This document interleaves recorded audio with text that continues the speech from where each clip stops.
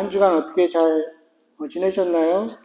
요즘 아프신 분들 참 많습니다. 감기 걸리신 분들도 계시고, 그래서 또 못 나오시고, 저도 열흘 넘게 지금 살짝 콧물이 계속 나오고 있고 그래서 이렇게 손수건을 준비했습니다. 설교하다가 혹시 코 닦고 그래도 양해해 주시기 바랍니다. 오늘 이사야서 말씀 나누고 지난주도 우리 같이 이사야서 말씀 나눴습니다. 대강절 기간 다음 주도 같이 이사야서 말씀으로 함께 설교해 드릴 텐데 지난주에 혹시 본문 기억나시나요? 이사야서 40장 말씀이었죠. 설교 마치고 제가 이제 나가는데 한 집사님이 질문을 해주셨어요. 이렇게 좀 헷갈리는 게 있다. 지금 40장 거기서 이제 외치는 자의 소리가 나오는데 그게 그럼 이사야냐 이사야가 아니냐 이렇게 질문해 주셨어요. 이런 질문은 사실 이 성경을 꼼꼼하게 읽으시는 분들이 던질 수 있는 질문입니다. 물론 이런 질문을 던지지 않았다고 꼼꼼하게 읽지 않았다 그거는 아니지만 왜냐하면 이사야서 그 40장은 우리가 이렇게 쭉 보면 배경이 지금 어떤 배경인가요? 이사야서가 굉장히 생소한 분도 있고 또 여러 번 읽고 또 잘 아시는 분도 있을 텐데 이사야서 40장은 이스라엘 백성이 바벨론에서 포로 생활하다가 사실 그 끝 무렵입니다. 그러면 얼핏 이제 어느 정도 지식이 있는 분들은 아실 거예요. 바벨론으로 포로로 잡혀가기 시작할 때가 여러 번에 걸쳐서 주전 587년 이 전후겠구나. 그러면 수십 년 동안 70년일 수 있는데 그러면 끝 무렵이면 이미 수십 년이 지났겠구나. 그러면 주전 한 520년 이쯤일 텐데 배경이 그렇습니다. 40장. 그런데 이사야 선지자는 어느 때 활동하던 이 선지자입니까? 이미 그 이사야 시작할 때 나옵니다. 우시야, 그다음 요담, 아하스, 히스기야 왕 때 이때 활동하던 선지자. 이때는 주전 8세기입니다. 그러면 얼핏 생각해도 이게 차이가 좀 나는구나. 이사야 36장에서 39장은 혹시 누구 왕 이야기인지 아실까요? 혹시 이사야서 좀 읽어보신 분들은 아시는 분 있으시겠지만 그 히스기야 왕 때 그 이야기죠. 그 히스기야 왕이 끝나고 바로 40장으로 넘어가는데 그 갭이 사실은 적어도 150년 이상 차이가 나고 있습니다. 그리고 이사야서는 좀 특징이 39장까지는 어디를 펼쳐도 거의 대부분 불편한 심판의 말씀들이 계속 나옵니다. 그런데 40장부터는 분위기가 확 바뀌어서 55장까지는 적어도 어디를 펴도 웬만하면 다 소망을 주는, 위로를 주는 약속의 메시지입니다. 두려워 말라, 함께하리라, 내가 널 도울 것이다, 새 일을 행할 것이다. 왜 그렇습니까? 역사적인 배경이 바뀌었기 때문입니다. 이미 심판이 지나갔습니다. 40장 1절에 시작하는 게 위로하라 위로하라 내 백성을 위로하라 이렇게 나옵니다. 고역의 노역의 때가 다 끝났다. 배나 다 받았다. 이제 그런 시대적 배경이 완전히 바뀐 것이죠. 그럼 이걸 볼 때 이사야가 150년 이상 살았을 리는 없습니다.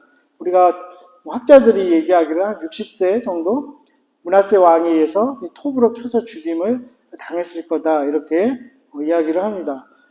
그러다 보면 이게 그러면 160년, 170년 이후에 그 상황에서 이사야가 지금 외치냐 사실은 모르는 거죠. 이게 이사야 선지자인지 실제 40장에도 그냥 외치는 자의 소리라고만 나옵니다. 그래서 좀 진보적인 신학자들은 40장부터 55장은 제2 이사야다 이렇게 이야기합니다. 이사야서라는 이름이 붙어 있지만 이건 이사야가 아닐 것이다 이렇게 얘기를 합니다. 그리고 56장부터 66장까지는 막 섞여 있습니다.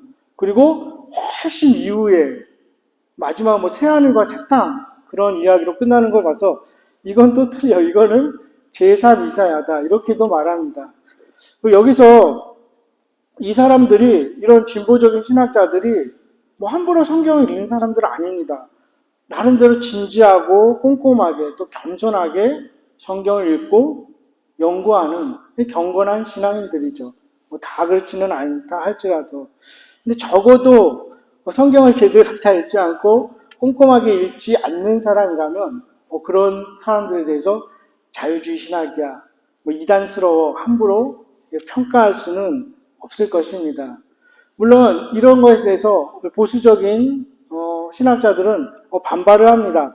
아니야, 무슨 소리야, 그거 다 이사야가 쓴 거야, 하나님이 다 미리 알려주셨어. 일리도 있습니다. 그들이 또 무조건 이렇게 우기는 것도 아닙니다. 이 복음서 같은 데 보면 마태복음 12장 또 요한복음 12장 이럴 때 예수님과 제자들이 막 이야기를 하면서 이사야의 글에 일렀을 때 이사야의 글을 이제 인용을 하는데 그 인용한 글들이 40장, 43장, 그러니까 이사야가 죽은 후에 그 글을 인용하면서 이사야의 글 이렇게 인용을 하고 있습니다. 예를 들어서 누가복음 4장에 보면 예수님이 처음 사역 시작할 때 회당에 들어가서 글을 읽죠. 주의 성령이 내게 임하셨으니 이는 가난한 자에게 복음을 전하게 하시려고 내게 기름을 부으셨다.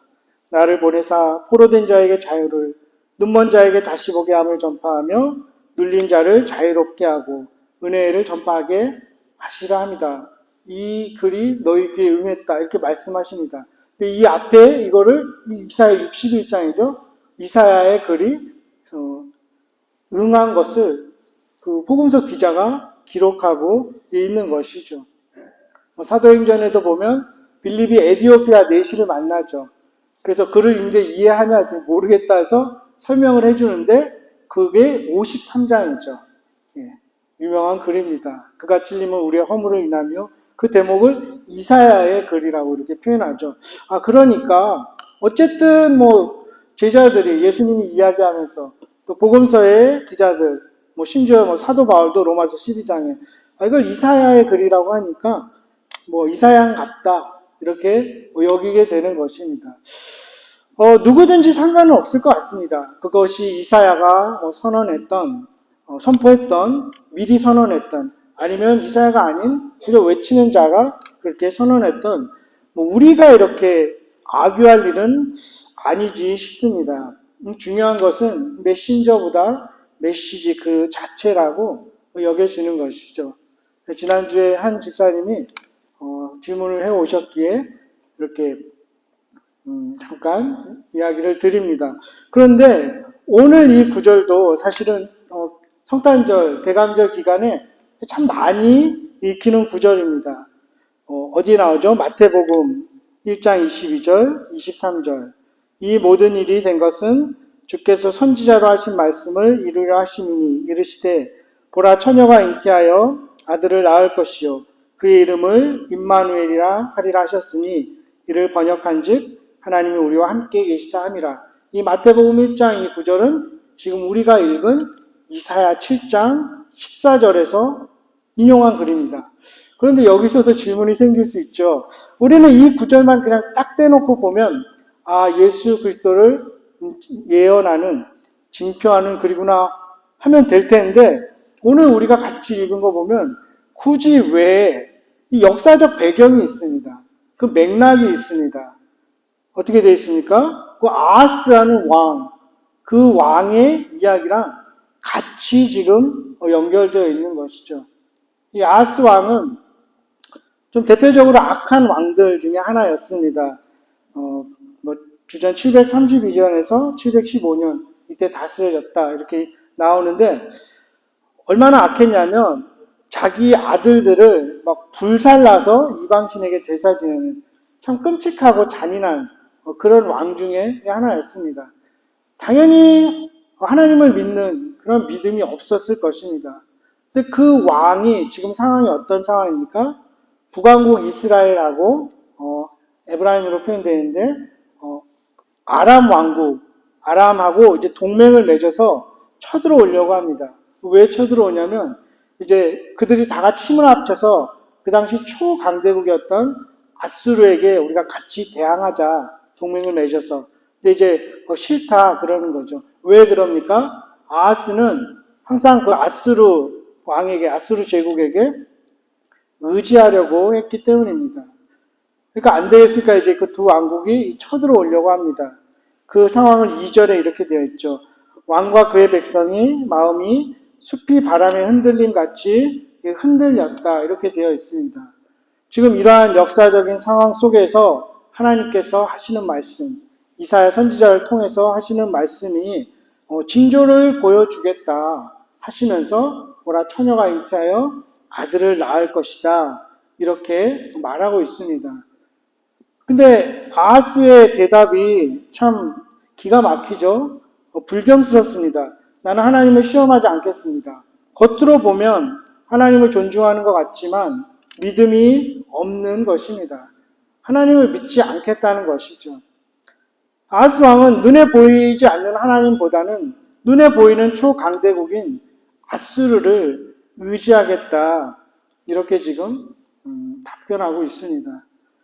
그런데도 그렇게 거절하지만 하나님께서는 메시지, 그것이 하나님의 그 메시지가 어떻게 이루어질 것인가 증표를 보여주겠다, 사인을 보여주겠다고 말씀하십니다. 그럼 여기서도 우리는 또 의문이 생길 수 있습니다. 이것은 예수 그리스도의 동정녀 탄생을 예표하는, 징표하는 것임을 우리들은 믿고 있습니다. 하지만 그 예수님이 태어나기 그 700년 전에 그 아하스 왕에게, 그 유다 왕국에게 어떻게 사인이 될 수 있을까요? 당장 아람과 북왕국 이스라엘 동맹군이 쳐들어오는데 어떻게 그들에게 사인이 될 수 있을까요? 그런 것들을 우리는 생각을 해야 되는 거죠. 그리고 왜 하필 그렇게 사악하고 믿음이 없는 아하스에게 이 말씀을 하셨을까? 이런 것들을 이제 생각하다 보면 답은 정확하게 사실은 나오지 않습니다. 그래서 진보주의적인 학자들은 또 설명을 하기도 합니다.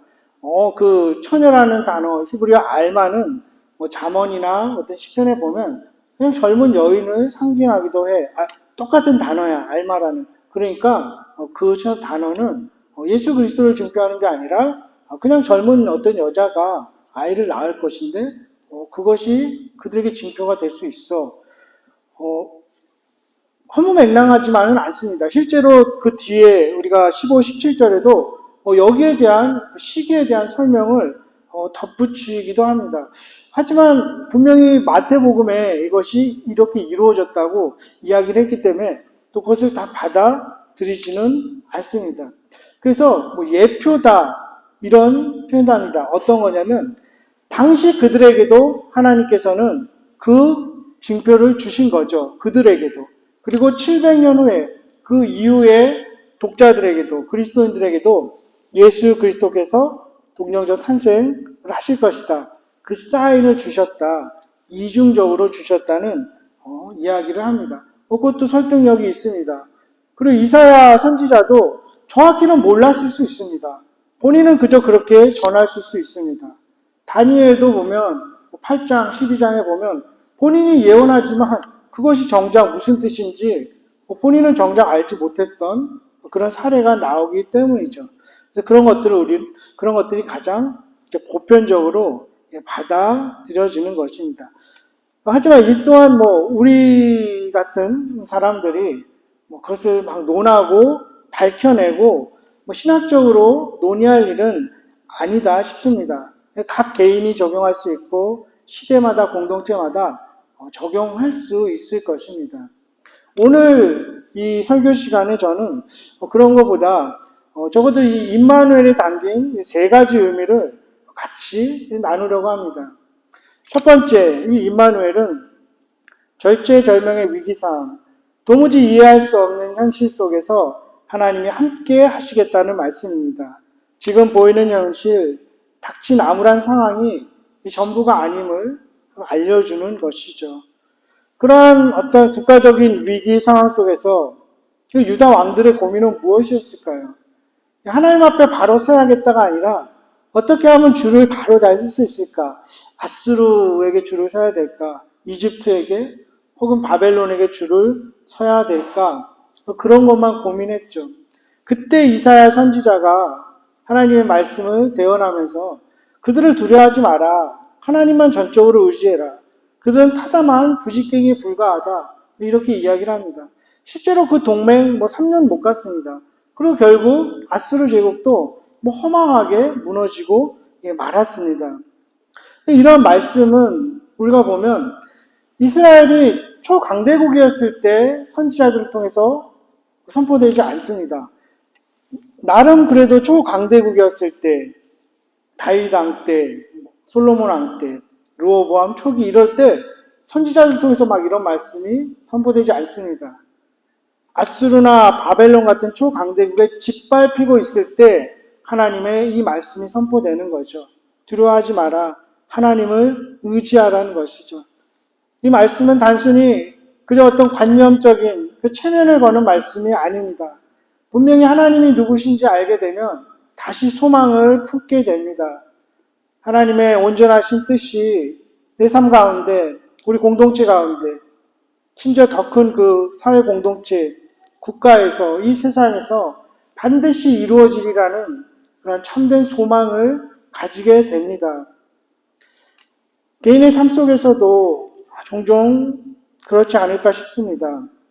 어렵고 힘든 상황에서, 암담한 상황에서 도무지 극복해낼 수 없을 것 같은 그 상황에서 우리에게 주시는 말씀은 그러한 것들을 보지 말고 하나님을 보라고, 하나님을 의지하라고 이렇게 우리에게 들려주십니다.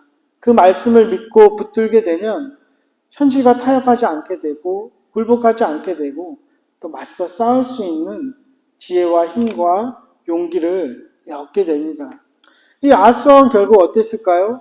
하나님 말씀 듣지 않고 결국 아스루 왕에게 달려가서 도움을 청합니다. 그 이후로 힘들어졌습니다. 아하스왕 이후로 유다 왕국은 나라에 있는 금 다 긁어다가 아수르 제국에 갖다 바쳐야 했고 계속 조공을 바쳐야 했습니다. 힘들어진 거죠. 아일랜드의 작가이면서 비평가였던 그 조지 버나드 쇼가 기독교인들을 보면서 좀 빈정거리면서 한 말인데 이렇게 이야기한 적이 있습니다. 하나님은 그분의 형상대로 사람을 만드셨다. 그리고 사람은 그들의 형상대로 하나님을 만들었다. 이 하나님을 아는 지식이 없어서 인간의 믿음이 너무 약해서 하나님을 인간 수준으로 이 기독교인들이 만들어버렸다는 그 조롱 섞인 말이라고 할 수 있습니다. 이 아하스가 보는 것은 아수르 제국이었지만 이사야가 보는 것은 달랐습니다. 이사야가 본 것은 무엇이었습니까? 그가 부름을 받을 때 이사야 6장에 보면 높은 보좌에 앉아서 다스리시는 하나님을 보았죠. 그때가 언제입니까? 우시야라는 그 강력한 왕이 50년 이상 다스리다가 죽었을 때, 우시야 왕이 죽었을 때 이렇게 시작되죠. 정말 암담한 상황에서 높이 솟은 그 보좌에 앉아서 세상을 다스리시는 그 하나님의 능력, 하나님의 왕대심, 하나님의 통치를 보았던 것이죠. 에스겔 선지자도 마찬가지입니다. 그가 에스겔 설자에서 환상을 볼 때에는 나라가 망하고 민족이 다 파멸되고 자신의 인생도 언제 끝날지 모르는 그 상황에서 전후 좌우가 다 막혀있는 것 같은 그 상황에서 환상을 봅니다. 놀랍고 신비스러운 그 생명체들에 둘러싸여서 불전차를 타고 세상을 종횡무진 움직이고 다니시는 절대적으로 초월적이고 자유로운 주권을 가지신 그 하나님을 마주하게 된 것이죠. 유다의 왕실이 텅 비어있고 왕의 보좌가 비어있는 그 암울한 상황에서 이사야 선지자 에스겔이 만났던 그 하나님은 그 어떤 것에도 방해받지 않으시고 절대적인 주권으로 세상을 다스리시는 유다 왕조, 세상의 제국들의 흥망성쇠와 전혀 상관없이 역사를 다스리시고 주관하시고 통치하시는 그 하나님을 보게 된 것이죠. 그 영광과 조우할 때에 새로운 세계에 대한 영안이 뜨이게 되는 것입니다. 동일한 상황을 달리 보게 하는 힘이 하나님이 누구인가를 아는 믿음, 하나님을 만나는 경험, 그 하나님이 주시는 약속에 달려 있습니다. 그렇게 믿음의 눈은 현실을 다르게 보고 또 행동을 다르게 하게 만듭니다. 두 번째로 임마누엘은 저항할 수 없는 그 은혜의 말씀입니다. 그리고 무조건적인 사랑입니다. 이 하나님이 사람의 자격에 따라서 움직이시는 분이 아니고 주권적으로 은혜를 베푸시는 분임을 알게 됩니다. 이 사인을 보여주겠다, 은혜를 주겠다고 하는데도 이 거절하는 아하스의 배짱이 도대체 어디서 나오는 걸까 싶습니다. 믿음이 없으면 이렇게도 되겠구나. 친히 징조를 보여주시고 돕겠다고 하는데도 됐다고 이렇게 거절하죠.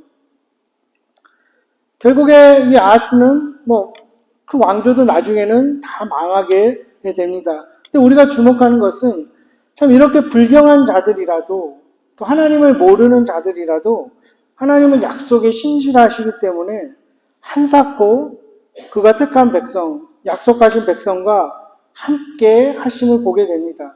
그리고 그런 사람들을 통해서도 하나님은 그분의 뜻을 이루어 가십니다. 그래서 때로는 우리가 뉴스에서 접하게 되는 어떤 참 못마땅한 어떤 국가 지도자들이 있어도 하나님은 그들을 통해서라도 일을 이루어 가실 수도 있겠구나. 어떤 공동체 안에서 탐탁지 않은 사람이 있을지라도 그들을 통해서도 하나님은 일하시겠구나 싶은 것이 있습니다.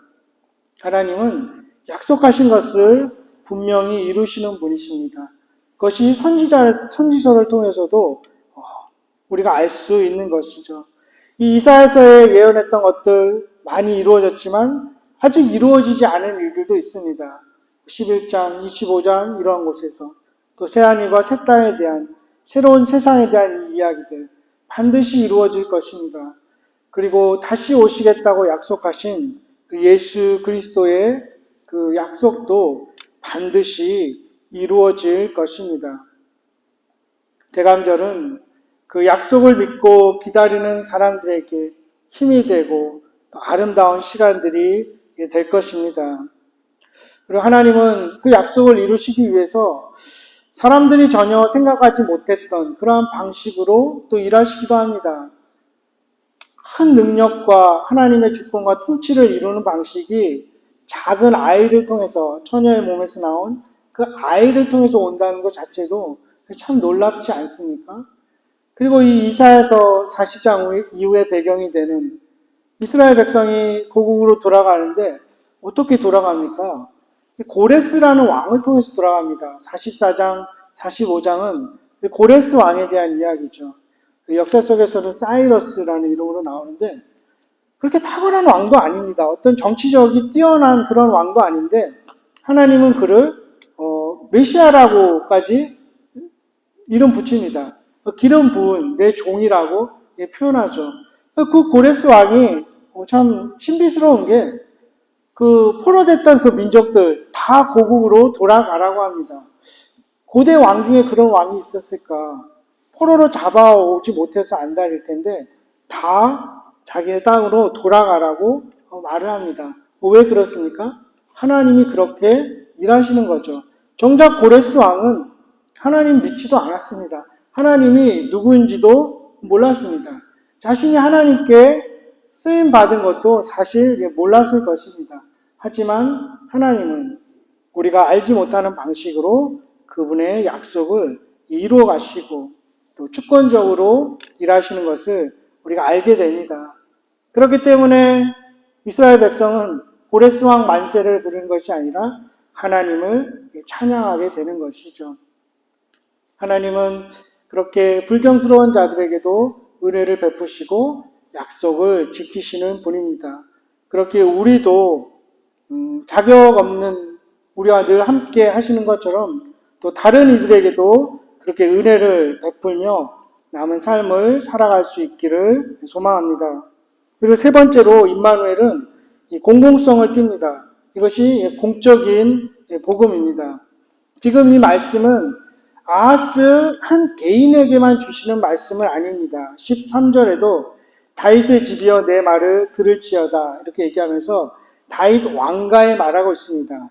국가 공동체의 지도자들에게 말하고 있는 것입니다. 이 하나님의 말씀이 어떤 진공 상태에서 이렇게 뚝 떨어지는 것이 아니라 항상 그 특정한 시대, 그 역사적 상황이 있음을 늘 이야기하고 있습니다. 이 성경은 꼭 필요한 것만 기록해 놓지 않았습니까? 이 방대한 이사야서가 1장 1절에 어떻게 시작됩니까? 그 왕들의 시기, 그 주전 8세기에 아수르, 바벨론, 그 이집트라는 강력한 제국들 사이에서 주시는 그 말씀입니다.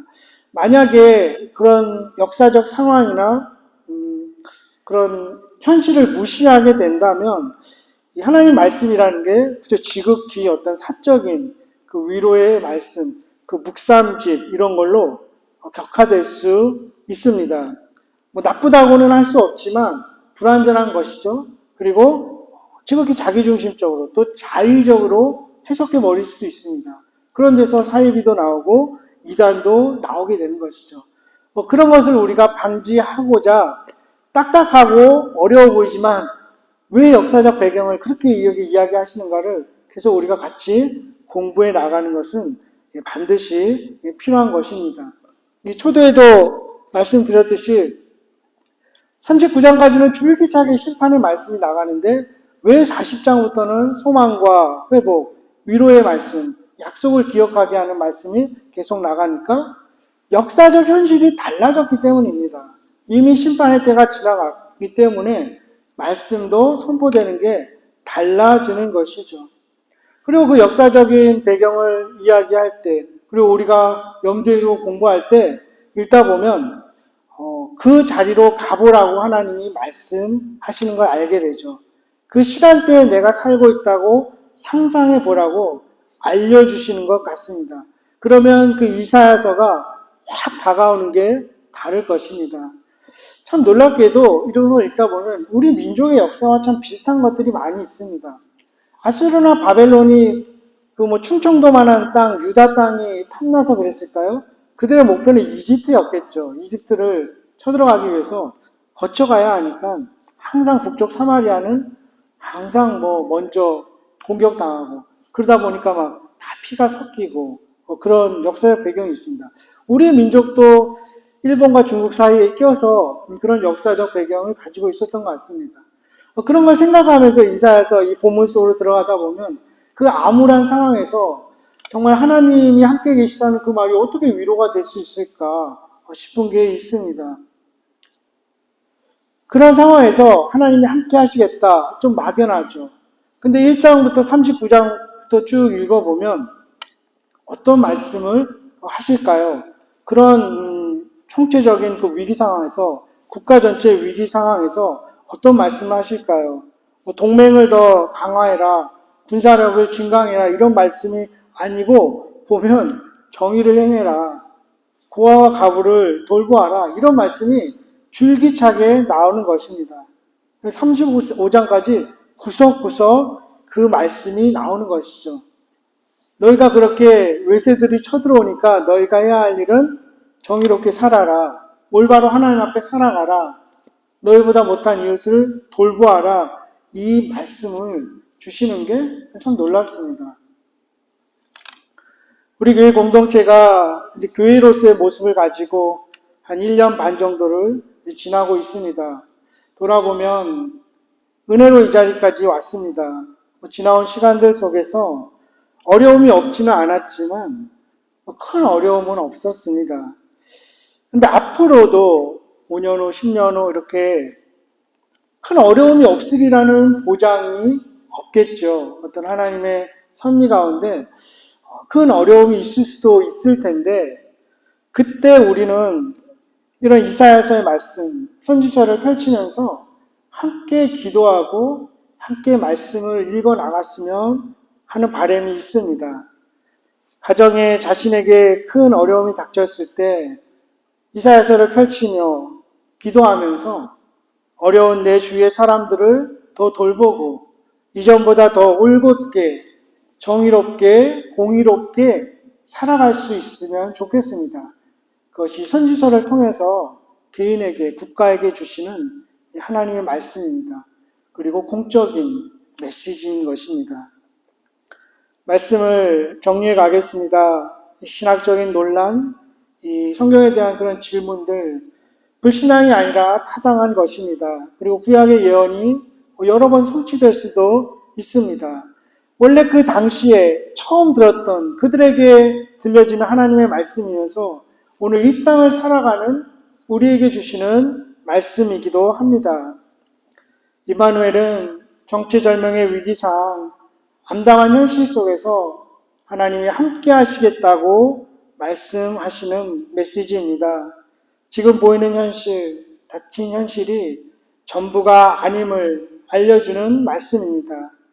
여전히 위기 상황 속에서도 함께 하시는 하나님 자신이신 예수 그리스도께서 우리를 찾아오시고 우리와 함께 하심을 우리가 늘 인식하고 그 예수를 바라보십시다. 임마누엘은 하나님의 무조건적인 사랑입니다.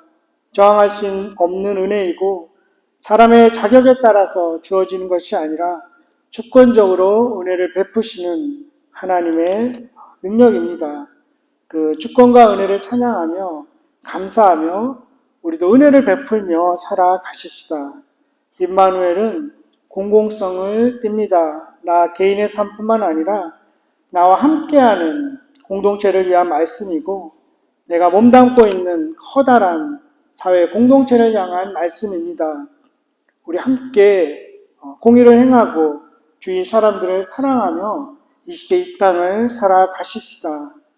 소망하기는 이 대강절 기간이 성도님들 개인과 가정 그리고 우리 공동체에게 또 새롭고 놀라운 활로를 열어 보이시는 예수님을 새롭게 마주할 수 있는 시간이 될 수 있기를 주님의 이름으로 간절히 축원합니다.